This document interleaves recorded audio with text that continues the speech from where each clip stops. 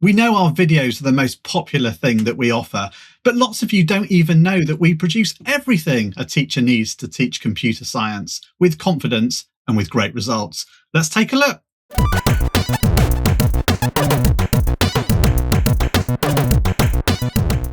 Hello and welcome back to At the Chalk Face, or hello if this is the first time you are watching us. So we're going to do a series of videos that dive into the major products that we offer here at Craig and Dave. These are intended to people who are both new to us, thinking, well, what have they got? What are their different products? I'd rather learn from a quick video than trawling through the website. And also for those of you who have been with us and maybe used some of our resources for ages, uncover some of the hidden treasures in there, which you may not be aware of, because over sort of 8-10 years now, Dave, we have a lot of stuff, and obviously we're in this every single day of our lives, so we sometimes get surprised, probably naively, at people who say, oh, but if only Craig and Dave had that. And we've had that for 6 years, but we understand a lot of it can be very buried. So we're going to dive in today, and I'm showing the main Craig and Dave website here. So this can be got to by craiganddave.org, or just type Craig and Dave into your favorite search engine and it will be the first hit, fingers crossed. So we're going to go through what was one of our very first products. Long before Smart Revise, it came out at the very beginning of our company along with our videos, and that is our resource center. So when you go to craiganddave.org and you hover over study tools, you see our 5 main products, and that includes our annual festival. And we're going to be looking at the Resource Centre. Now, you can purchase access to that for a site-wide license for your school for 12 months. Anything you download during that 12 months is yours to use at the school for life. It's commonly mistaken for subscription and you have to give the resources back. No, it's just that you stop gaining access to new material that goes into the resource center or updates. So in a nutshell, Dave, before we dive in, for people who don't know, what is the resource center? What does getting access to the resource center mean for a teacher of computer science? Yeah, so the resource center is essentially a vault of approximately 4,000 resources, all focused on GCSE and A-level computer science. And that's not even including programming resources, which is a separate product that we've got called Time to Code. So it's everything from schemes of learning to classroom activities and induction lessons. And we're going to do a little bit of a deep dive through those hidden gems, as Craig's already described. But one thing I think you might be thinking is these courses are really mature now. The specification's been out for a long time. I already have my schemes of learning. I already have activities that I do with students. Why should I take a look at your resource center at this stage of the course? Well, it might be that you just want to revamp and refresh some of your teaching. Maybe you want to take on some new ideas, look at a topic and approach it in a slightly different way. Maybe you feel that there are some issues in some aspects of the teaching and you're looking for ideas to maybe raise attainment or to get more engagement or whatever it might be. There are always reasons why we're reflecting and thinking about what we're teaching and how we're teaching it and thinking about new ideas.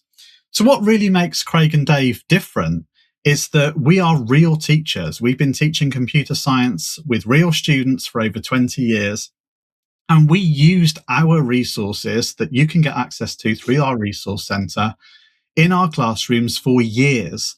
And we created them to solve the same problems that you've got in your classrooms.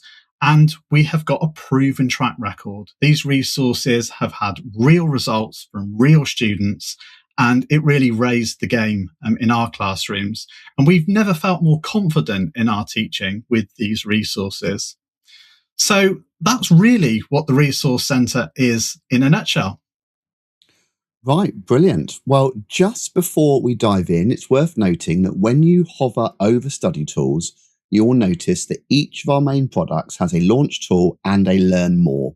So if you're the sort of person that likes to sort of read at your own pace and not be dictated to in a video script, the Learn More is always a great place. That explains what that particular product is and goes into all sorts of details about what you can expect to find. But what we're going to do is go straight into Launch Tool for the Resource Center.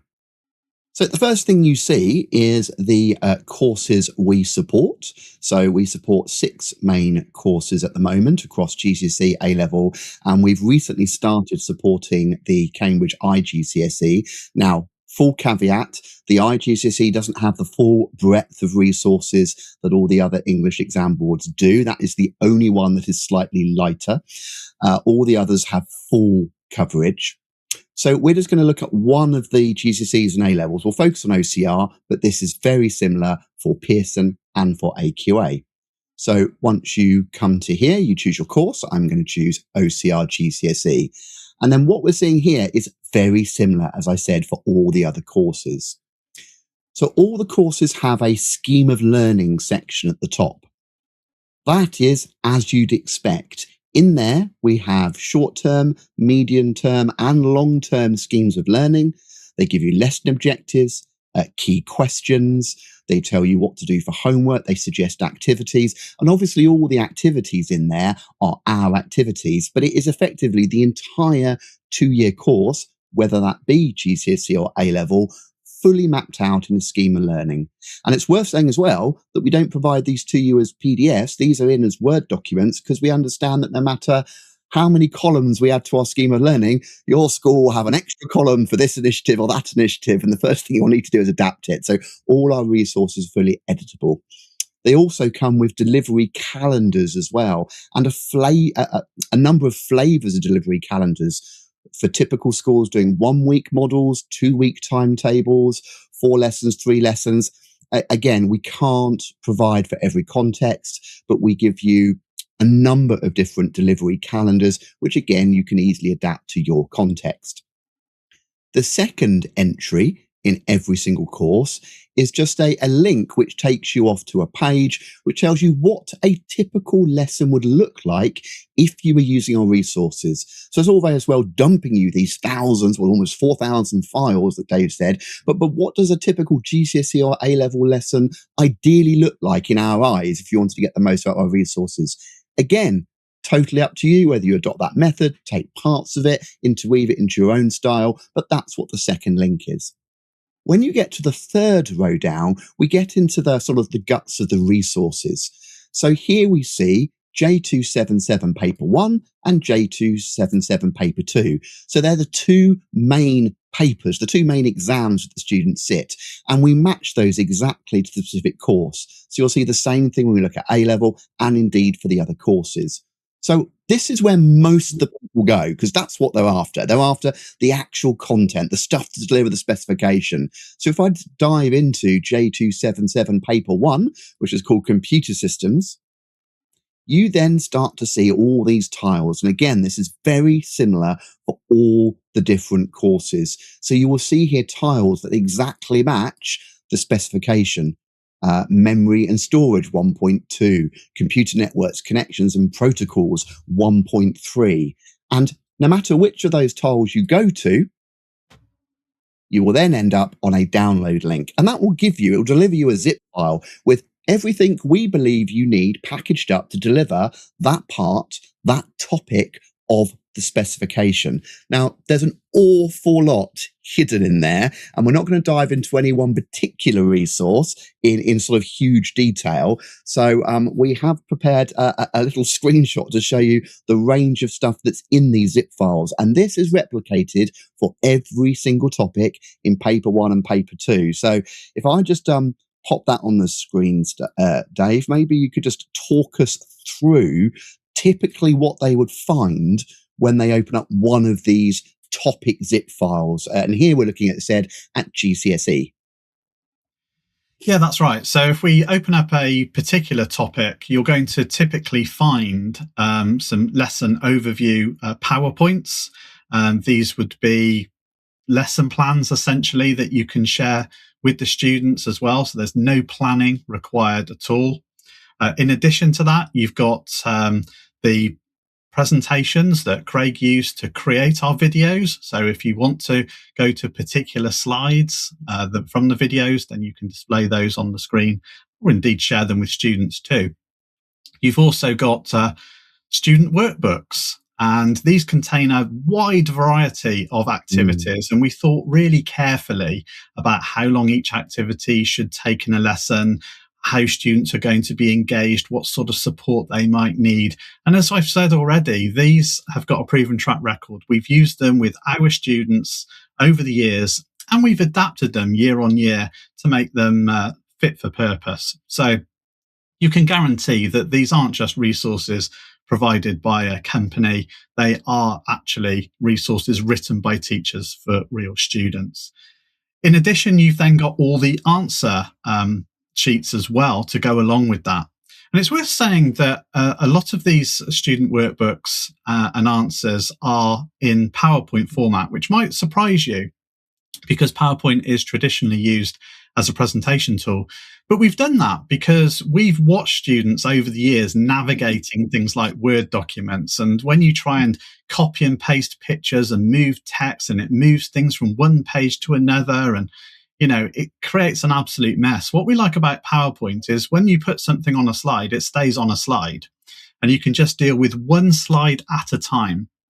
But also, if you wanted to then share it with the class, you can easily then just share it with the class on a whiteboard, no problem at all, because it's already in PowerPoint presentation format. If you wanted to print them out, then we've made sure the slide sizes are A4, so they print to A4 paper. So we thought really carefully about all sorts of different classroom situations with these resources as well. In addition to that, you've got end of topic tests. If you want a traditional paper-based approach, we'd encourage you to be using SmartAdvise, but we've thought about those schools that haven't got SmartAdvise too. So loads of stuff, that's a flavour of it.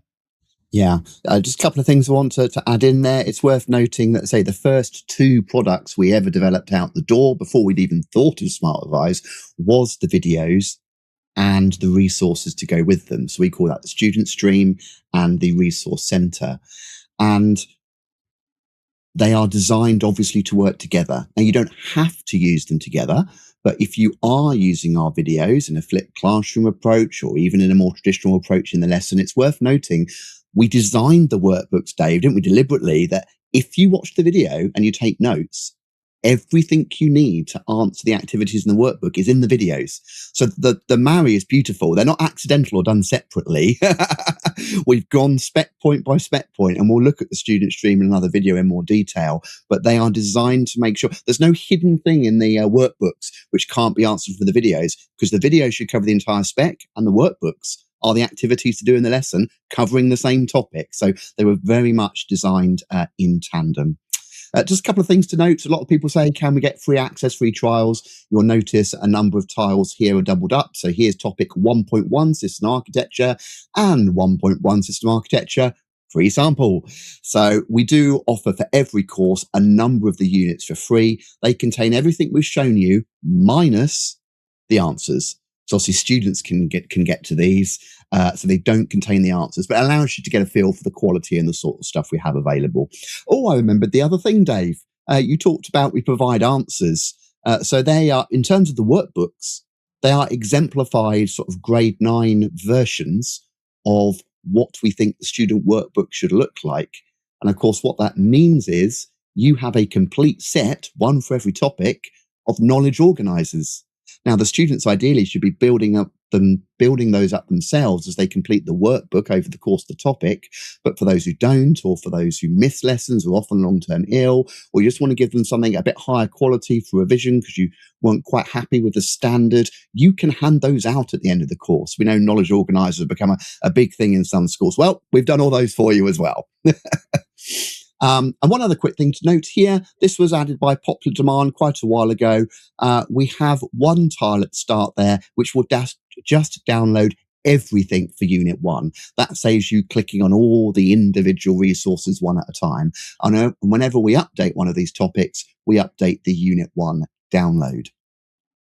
So going back up to the previous screen, we have a very similar thing here for paper 2, which of course, if you know OCR, is the one that follows more the computational thinking algorithms and programming approach. So I'm not going to dive into that because it's very, very similar. But what I do want to highlight is some of these other things down here. A lot of people come in here, they get this far, they go to the topics, don't they? They go to the topics, they download that, and they say, oh, if only Craig and Dave had this. Have you looked under more resources? No, I don't have time for that. I'm too busy. Well, we do get you, but that's why we want to dive in a bit. So we'll have a little look at the programming resources for now. Now, a lot of this stuff is in the Unit 2, and if it should sit appropriately in more than one place, we put it in more than one place. It is the same file. But if you look in programming resources, there's two huge things here that some people aren't aware of, Dave. I mean, maybe you could just briefly tell us. Well, these are very much, although I helped and worked on these, I should say these are very much your babies in the original thought. I helped edit the Essential Algorithms book, but to say I wrote it would be unfair. That's Dave's. And Telium, again, is a pet project of Dave's, which I love. I've used it multiple times when I was teaching. Two, what I call hidden gems. The schools that use them love them, and others are surprised when they find them.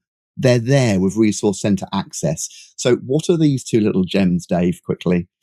Yeah, so the Essential Algorithms and Data Structures book, now in its 2nd edition, is available on paperback from Amazon.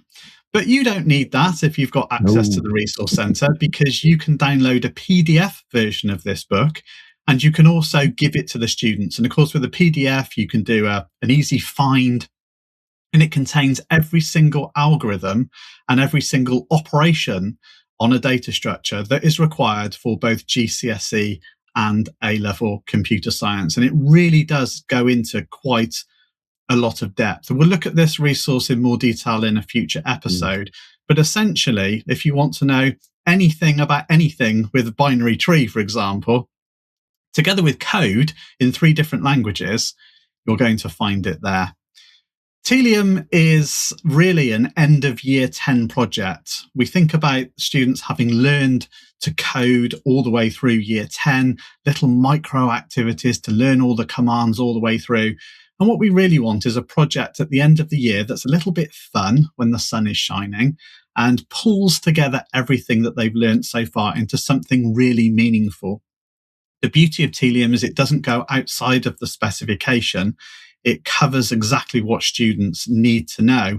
And that does mean I've taken some slightly strange approaches with some of the code in there, because if you're an experienced programmer, you would probably do it in a more efficient way. But I've deliberately made sure that it is on specification for GCSE. And so that is great. And again, we'll have another look at that in more detail in a future episode. The final tile there, though, Craig, is time to code free. So it's worth just underlining again that isn't all our programming resources. We have a full and comprehensive scheme of learning for learning programming that you would do in tandem all the way through year 10. That's our intention. And again, we'll have a look at that another time. I mean, we're not done. There's still more. And it's the more is under more resources. This is stuff we couldn't quite classify anywhere else. It was sort of agnostic to a particular topic or unit. It wasn't really programming, but we've developed it. And depending which course you're in, there's more and less of these. So there's little simple things in here like logic gate symbols. There's vector logic gate symbols that you can pull out and use for however you wish. A guide to exam technique, a guide to the OCR J277 exam reference language. But all in here as well, we've got key terminology. Oh, I remember the other thing I was going to mention now. So yes, we've got key terminology in here. And Dave earlier mentioned that we have traditional end of topic tests. And he mentioned, obviously, we'd prefer you to be using Smart Revise. And indeed, would probably suggest Smart Revise is the better way to get to grips with the key terminology. But obviously, we developed this resource centre first before we developed our online course companion. And when we did, we thought about taking some of these things out. Do we now take out the key terminology? Do we take out the paper-based end of topic tests? Well, the answer is no, because we neither assume or expect that you use all our resources. If you are using Smart Revise, then really you don't need to use the key terminology and you don't need to use the end of topic tests. That's all built into Smart Revise. But if you don't, or you don't have the budget, or you're using something else, we still provide that material here. All we've done with the evolution of our later products with Smart Revise is make sure now the definitions match. So you won't be finding conflicting definitions in the paper-based terminology and the online Smart Revise. But yeah, we provide complete terminology. And then here's a really little unassuming one down here, that those little extras pack, you'll find this under more resources under every single course. And we've got a couple of teachers say, out of everything you produce, it's the resource I love the most. I'm not sure what that says about all our teaching resources. I think that's because teachers are just really grateful when they get asked to produce some of this stuff by SLT. They go, I know where I'll find that. It's that loads of extras pack. So go on, Dave, give us a quick 30-second on what this little hidden gem is.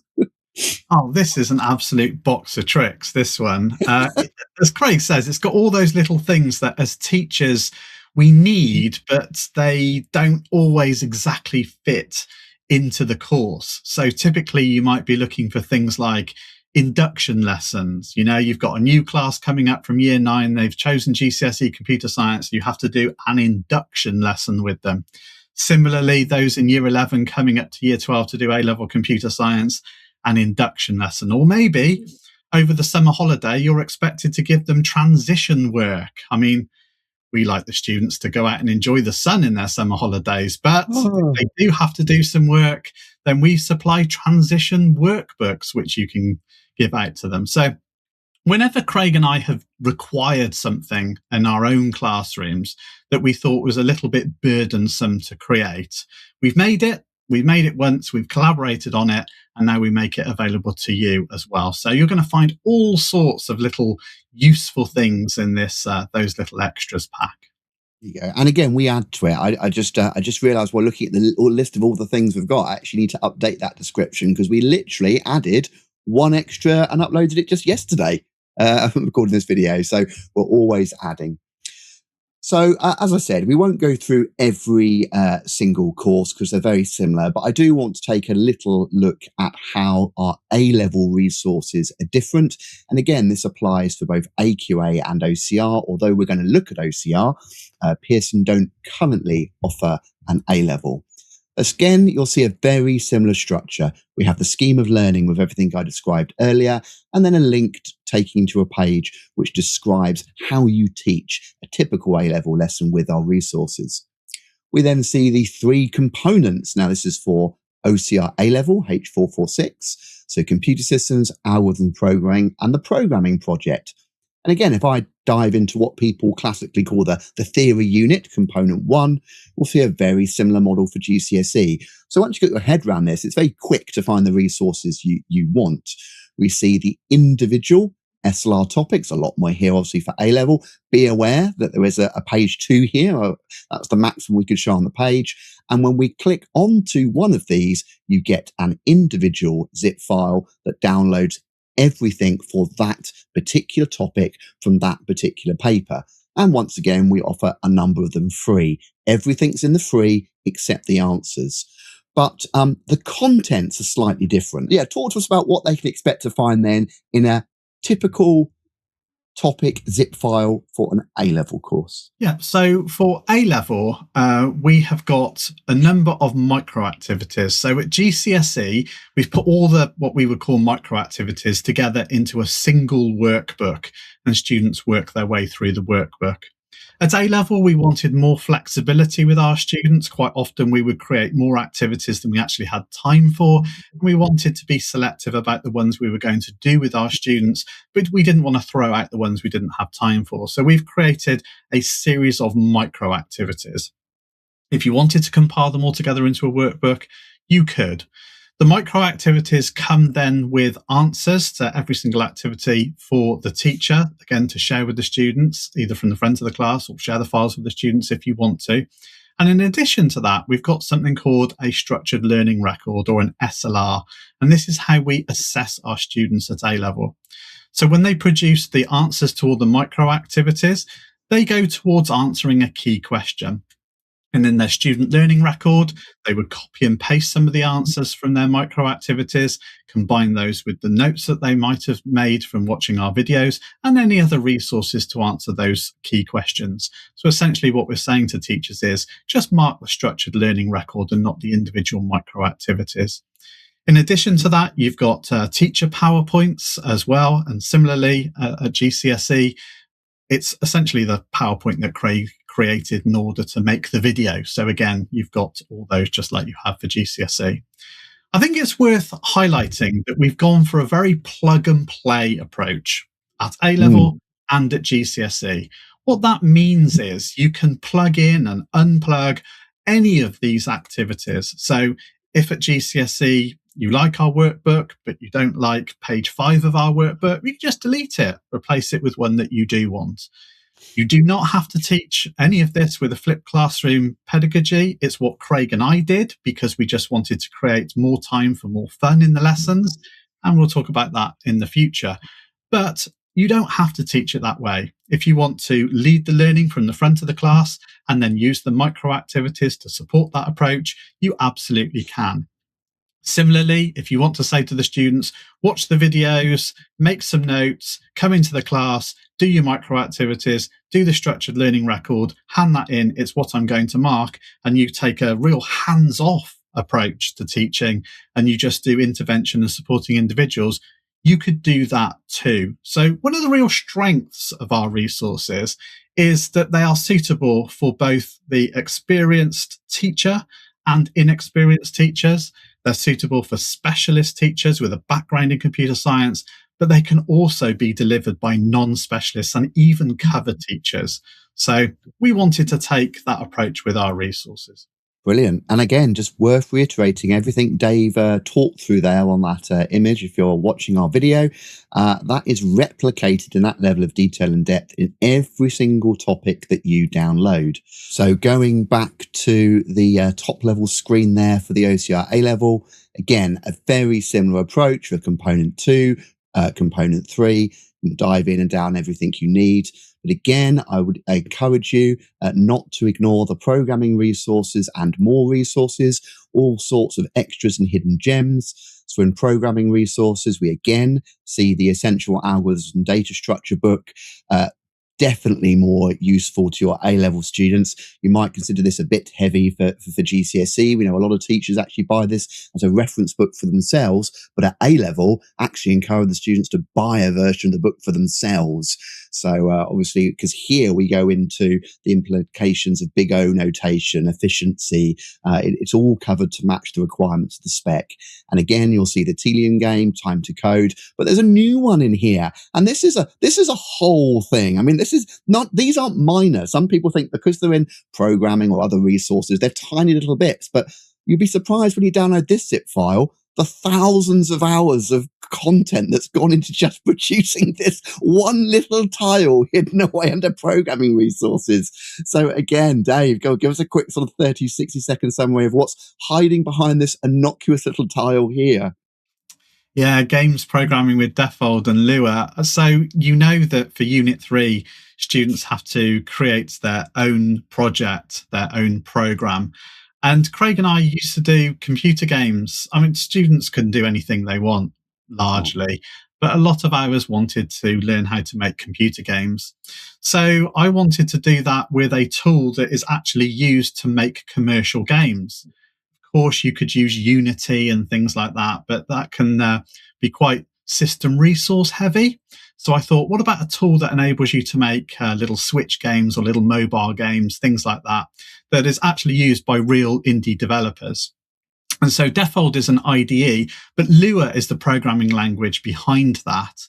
And this is literally resources, tutorials to learn the Defold IDE and Lua to program games. Now, it's not easy, okay? It's really not straightforward. This is for those students that you think can handle quite a lot more challenge, but there are tutorials in there to start them from the very basics to some more advanced concepts, and then they can use that to create their own games as a result of it. So if you're currently using Pygame, but you want to do something that's a little bit more sort of industry standard, then sure, Default, it's very lightweight. It can even run off a memory stick, and you can even port the games to the Nintendo Switch if you wanted to. Brilliant. And then finally, we will not ignore the more resources section, where we bundle all the stuff for the A level, which we just couldn't categorize or fit anywhere else. And you'll notice this is a lot more than the GCSE.